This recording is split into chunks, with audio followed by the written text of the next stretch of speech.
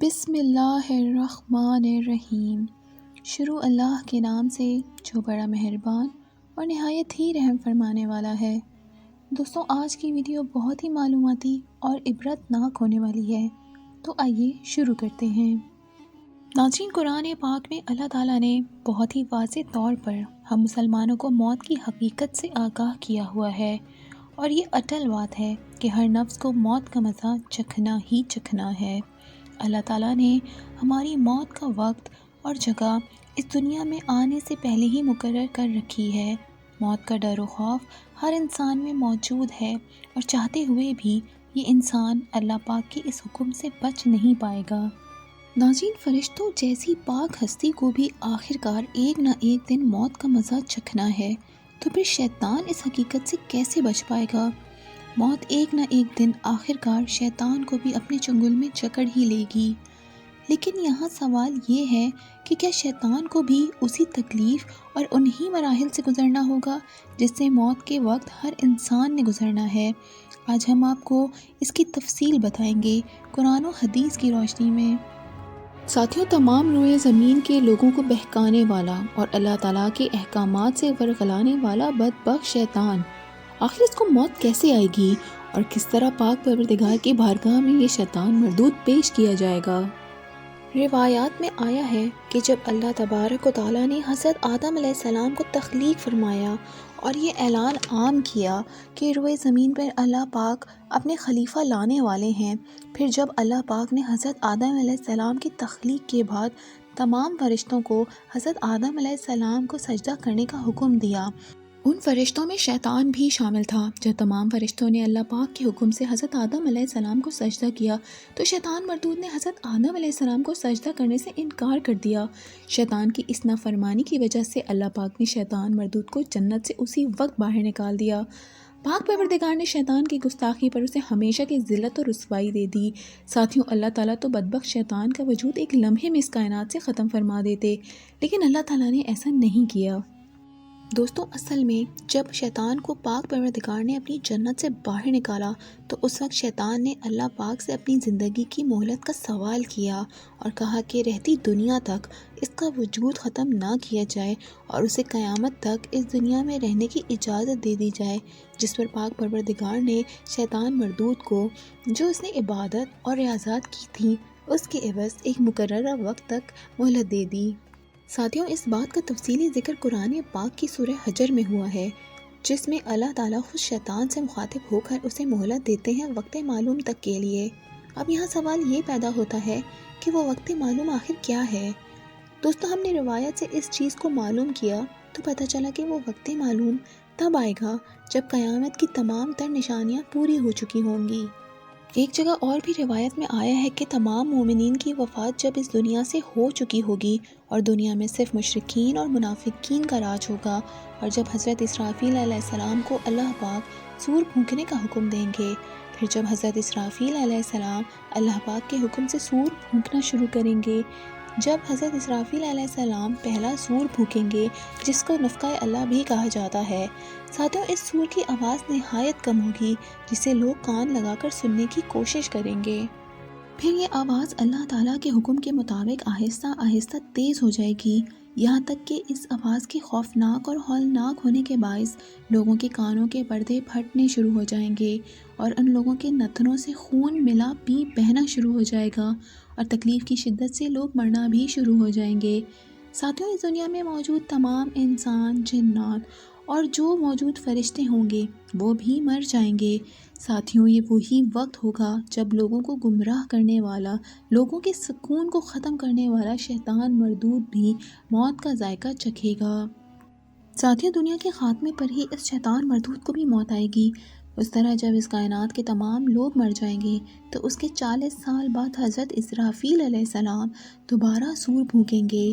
اس سور کے بعد اللہ پاک کے حکم سے تمام مردے زندہ ہو جائیں گے اور پھر قیامت قائم ہو جائے گی اور میزان لگایا جائے گا، یعنی جب پہلا سور پھونکا جائے گا تو اس وقت ابلیس کو موت آ جائے گی۔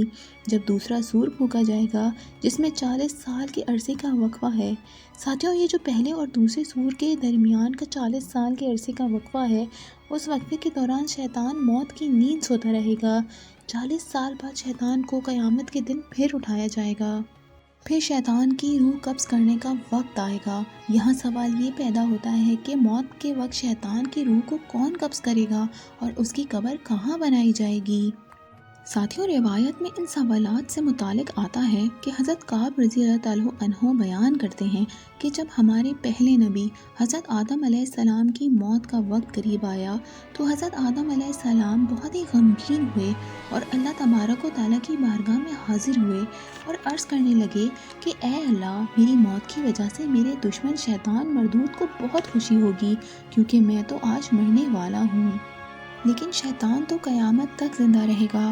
اسی وقت ملک الموت حضرت آدم علیہ السلام کے پاس حاضر ہوئے اور حضرت آدم علیہ السلام سے بولتے ہیں، آپ علیہ السلام غمگین نہ ہوں، آپ اپنی وفات کے بعد جنت میں تشریف لے جائیں گے، لیکن ابلیس قیامت تک ذلیل ہوتا رہے گا، اور جب اسے موت آئے گی تو وہ اتنی دردناک ہوگی جس کا اندازہ آپ اس بات سے لگا سکتے ہیں کہ اس پوری دنیا کے لوگوں کی موت کی تکلیف کو ملا دیا جائے تو اتنی تکلیف اکیلے شیطان مردود کو ہوگی۔ ساتھیوں جب ملک الموت نے حضرت آدم علیہ السلام سے ابلیس کی موت کا حال بیان کیا تو اتنی دردناک اور تکلیف دہ بات سن کر حضرت آدم علیہ السلام اپنے جذبات پہ قابو نہ رکھ سکے اور زار و قطار رونے لگے۔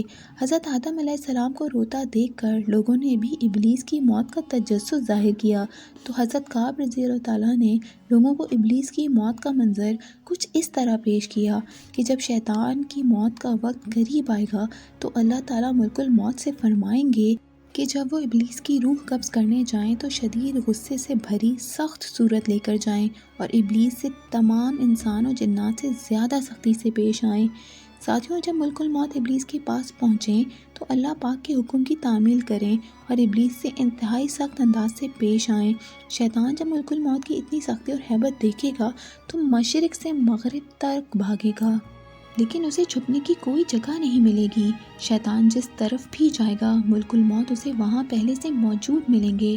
پھر شیطان سمندر کا رخ کرے گا کہ وہاں چھپ جائے، لیکن سمندر بھی اسے چھپنے کی کوئی جگہ نہیں دے گا۔ پھر یہ شیطان آسمان کی طرف بھاگے گا تو وہ وہاں پر بھی اللہ کے مقررہ فرشتے شیطان کو کوڑے ماریں گے۔ پھر شیطان حضرت آدم علیہ السلام کی قبر مبارک کا رخ کرے گا اور آپ علیہ السلام کی قبر سے مخاطب ہو کر بولے گا کہ اے آدم، میں تمہاری ہی وجہ سے مردود و ملعون ہوا، کاش کہ تم پیدا ہی نہیں ہوتے۔ ساتھیوں ملک الموت شیطان کے تعاقب میں حضرت آدم علیہ السلام کی قبر مبارک میں جب شیطان کو ملیں گے تو شیطان ملک الموت سے پوچھے گا کہ میری روح کو کس طرح قبض کرو گے، جس پر ملک الموت جواب دیں گے کہ جتنے بھی اس دنیا میں لوگ پہنچے ان سب کی موت کی تکلیف ملا کر تمہیں تکلیف ہوگی۔ شیطان یہ بات سن کر چیخنے لگے گا اور غم و غصے میں ادھر ادھر بھاگے گا اور بھاگتے بھاگتے ٹھیک اسی جگہ جائے گا جس جگہ پر پہلی بار وہ زمین پر آیا تھا، جس جگہ پر پہلی بار جنت سے زمین پہ وہ پھینکا گیا تھا۔ ساتھیوں اس وقت وہ جگہ آگ کے انگارے کی طرح گرم ہوگی اور زمین سے چنگاریاں نکل رہی ہوں گی۔ پھر شیطان کو اللہ کے حکم سے ملک الموت گھیر لیں گے اور زنجیروں سے باندھ دیں گے، پھر زنجیروں اور آروں سے اس کو ضرب لگائیں گے اور جب تک اللہ تعالیٰ چاہیں گے اس کو موت کی تکلیف ہوتی رہے گی۔ ساتھیوں شیطان کئی بار موت کی تکلیف کو جھیلے گا اور جب وہ موت کی تکلیف سے تڑپ رہا ہوگا تو اس وقت اللہ پاک حضرت آدم علیہ السلام اور اماں حوا کو دکھائیں گے کہ ان کا دشمن کس تکلیف سے گزر رہا ہے۔ ساتھیوں شیطان کی قبر بھی جہنم میں بنائی جائے گی۔ اللہ پاک شیطان مردود کی موت کو پوری کائنات کے لیے عبرت بنائیں گے۔ اللہ اکبر۔ ساتھیوں آپ کو ہماری یہ ویڈیو کیسی لگی ہمیں کامنٹ سیکشن میں ضرور بتائیے گا، اور اگر آپ نے ہمارے چینل کو ابھی تک سبسکرائب نہیں کیا تو اسے سبسکرائب کر لیں۔ مزید معلومات اور جانکاری کے لیے ہمارے چینل پر وزٹ کرتے رہیے۔